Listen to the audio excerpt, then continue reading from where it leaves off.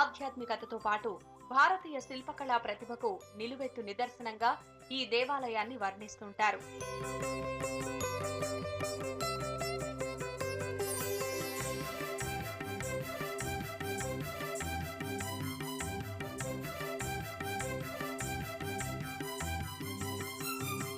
దేవాలయం మీద పడే సూర్యకాంతి, దాని నుంచి వచ్చే నీడలు ఆశ్చర్యం, ఆనందాలను కలిగిస్తుంది.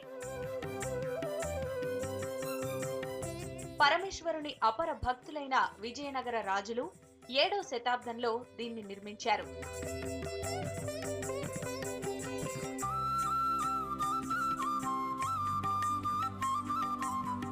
అయితే 10, 11వ శతాబ్దంలో చాళుక్యులు, హోయసళ్ళుల కాలంలో దేవాలయానికి మరిన్ని మార్పులు జరిగాయి.